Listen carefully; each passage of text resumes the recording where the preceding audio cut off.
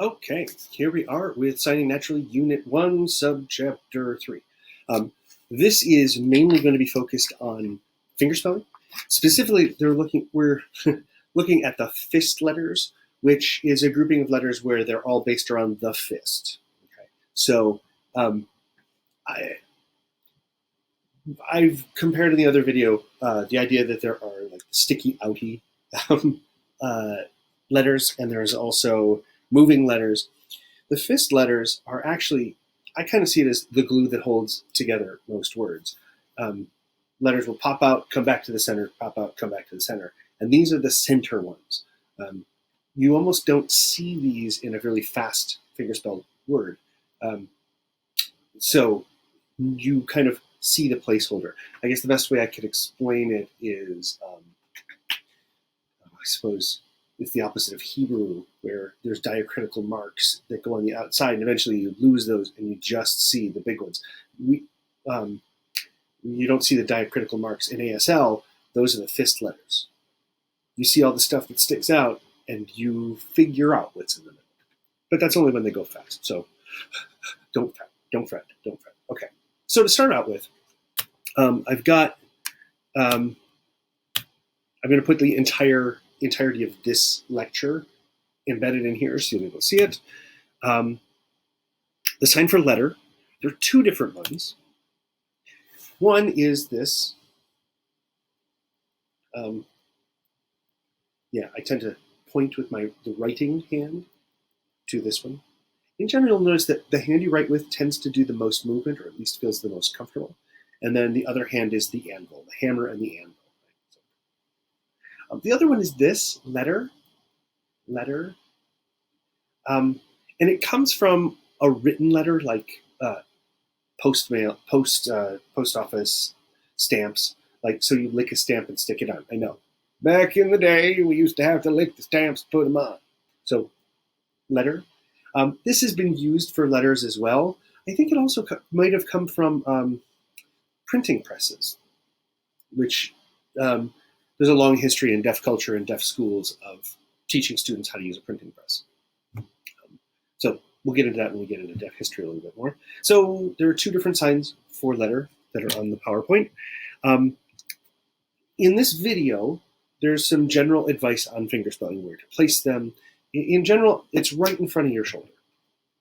That also usually gives a nice solid background for fingerspelling. Up here, you could have background noise and lighting, but at least in the front, it's pretty stable. And it should be pretty comfortable. Try to keep your fingerspelling relaxed. Do not get too tense.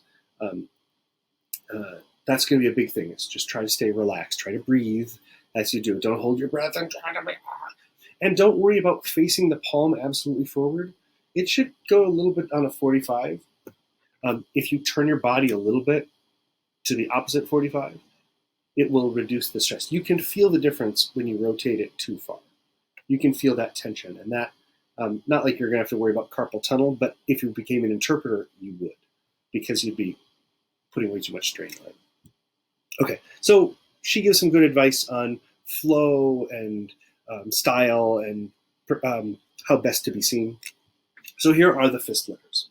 We start with A, E, I, O, S, T, N, and M. If you notice the last one's T, N, M. It's a succession, right? T, index finger, N, these two fingers, M, these three fingers. So there's a little grouping within there. Again, it has nothing to do with English. It has everything to do with handshake. The next video, she will actually give some really good advice on how to produce each one. So watch that, watch through it. That'll be the easiest way of doing it. Here's some names to practice using these letters. And for right now, you will be saying M-O-E, N-A-O-M-I. You're going to be saying letters as you do it. Eventually, you're going to want to drop that and get to the point where you're doing entire syllables or entire words with just the letters, just thinking the sound of the entire word. We'll get there. So practice these. If you know other names that could use the fist letters, or the letters from your name, by all means, I'll never tell you to not practice your fingerspelling. Practicing different letter combinations, SA, SO, SE, ST, like for example, like the A, AA, AE, AI, AO, AS, AT, AN, AM. Those kind of practice drills will really help. And then go to the next letter. EA, EI, EO, ES, ET, EN, EM. What's nice about those is those are not combinations you normally see. So if you start getting good at them, it will make difficult words easier to fingerspell. If you only fingerspell words that are common combinations, if you run across one that's funky, it may be difficult, or it makes it that much more difficult. As an interpreter, I ran into a lot of names from other languages, and there were letter combinations that I wasn't used to. So at times it became more of a challenge. So I'll recommend starting out now that it's all arbitrary, practice as many different combinations as you can. If your name or like your last name is difficult to spell in English, try and fingerspelling. See if you can develop speed with that as well. Okay. Normally what I would do at this point is I'd have you practice letter combinations, and then I'd walk around the room and try to give some feedback. Eventually, you are not going to be doing like EA. You're not going to be stopping at each letter. You're going to flow from one to the next. So try not to bounce.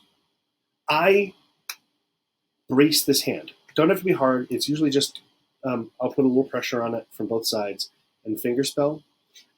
It helps keep it in one place. It doesn't bounce too much, up or down, forward, back.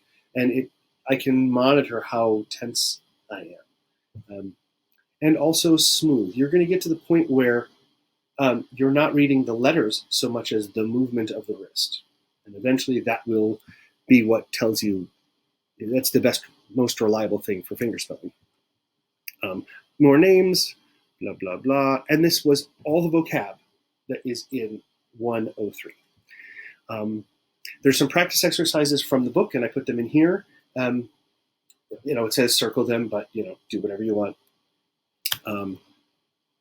And so the first one was practice, and then there are two circle letters. I will put the answers in here. I might wait and let you stew in it. But and then I put all the videos in at the end, so you can watch through everything from the book in case there's anything missing.